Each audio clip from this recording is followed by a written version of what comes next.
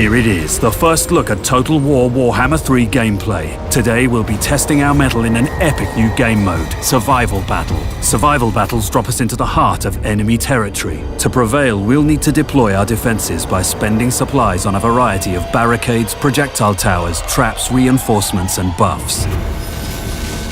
In this particular survival battle, we're taking the fight to Khorne, seizing 3 victory points as we progress through the ruined fort with the Brass Citadel and its gatekeeper as our goal.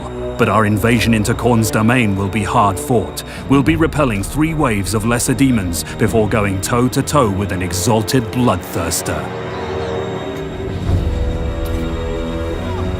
As the battle begins, we find ourselves immediately set upon. Some quick flanking and a blast of Katerin's ice magic sets us up for a swift initial win. Now that the way ahead is clear, we can progress to capture the first victory point and start our defensive preparations. We'll use our structures, which have been built from salvage found in Khorne's realm, to our tactical advantage. They'll help us herd our foes into kill zones so we can take control of and maintain the battle's flow. We'll place barricades on either side of the victory point and block off all easy routes up the main ramps. This will funnel the bulk of the demons towards the side ramps, where our Hussar Guard will hold the line. Meanwhile, our towers, Kossars, and Katerin will tear them apart. Here they come.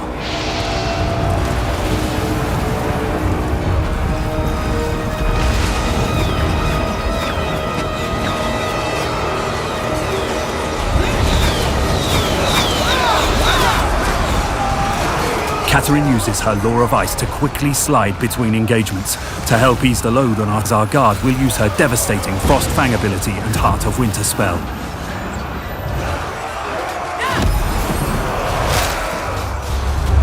Against such insurmountable odds, our warriors are sure to tire and take losses. Thankfully, we can keep our army fighting fit with the replenishments menu.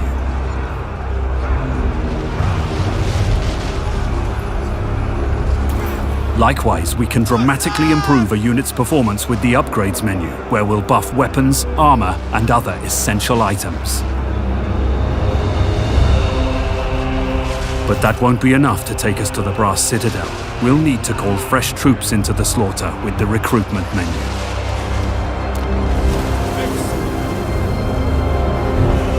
Our defense is holding thanks to our Streltsy reinforcements, but the demons keep coming.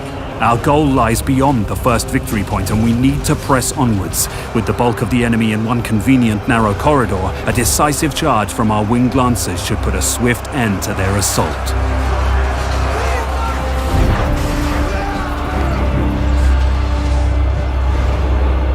We must press on into the blood pits and seize the icon of blood! We've survived the first wave and can press our invasion deeper into enemy territory.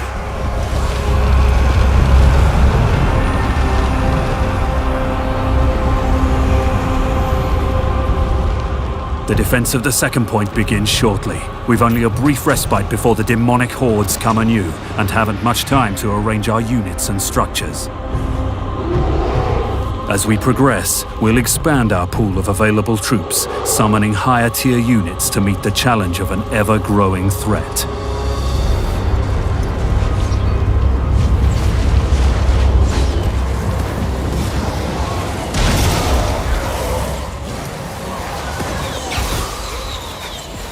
With healing and buffing abilities, and a bear mount to briskly carry him between units in need, the Patriarch is a strong addition to our forces. Many a Chaos slave has fallen to Little Grom's ancient and roaring fusillades. Fighting alongside it stokes pride into the hearts of all Kislevites. And rightfully so. Right now, Little Grom, with help from the Ice Guard and other units, is making steady work of the demons assaulting our western wall.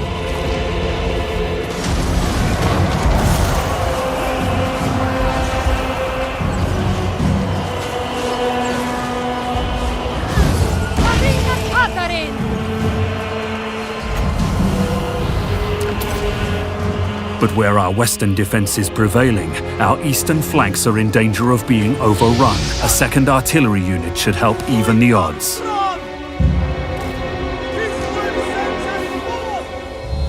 Although advancing's our primary focus, we'll leave a rearguard to protect the bulk of our army. Losing a victory point and getting flanked now could spell disaster. One final push to the boiling moat! We must seize the icon of torment and tempt Khorne's gatekeeper from his lair! Here we make our final push. Tired and bloodied from our march into chaos, we face two waves of demons, bolstered with heroes, cavalry, artillery, and the gatekeeper himself. Now is the time to rain the full force of Ursun's wrath down upon our foes, and do our best to survive. But to endure the coming storm, we'll need Kislev's fiercest defender. Despite Khorne's overwhelming numbers, we're standing strong. Kislev's superior ranged capabilities mixed with the staunch bulwark of the Tsar Guard and the capacity to restore our troops from the replenishment menu and the Patriarch's abilities means we're deeply entrenched. With that in mind, we can stand to be a bit more aggressive. With so many demons packed together tightly, Katarin's Frostfang ability and her other offensive spells prove ruinous. And with Khorne focused on piercing our Tsar wall, we can unleash our Warbear Riders and other cavalry to wreak havoc in their flanks. Add the Elemental Bear's ranged Elemental Breath ability and a continuous rain of fire from our little Grom units, and we soon find ourselves prevailing against the third wave. Prepare for the fight of your lives! Here he is, the Gatekeeper, an exalted bloodthirster. This greater demon of Khorne is war, brutality, and murder incarnate. No mortal man could hope to stand against one and survive. Thankfully, we have a giant ice bear. If we're not careful, Khorne's Gatekeeper will systematically devastate and rout our infantry, sowing discord and creating holes in our wall. We need to keep him focused on the Elemental Bear whilst peppering him with ranged attacks and spearing him with our anti-large infantry, like the Ice Guard. The quicker we tank the Gatekeeper down, the sooner we claim victory. The combined might of Katarin's magic, the Elemental Bear's ferocity, and the continuous assault of our army is too much for even Khorne's greatest of champions. We stand triumphant. But Khorne is not the only dark god with a realm in this accursed place. The battle is won, but the war goes on.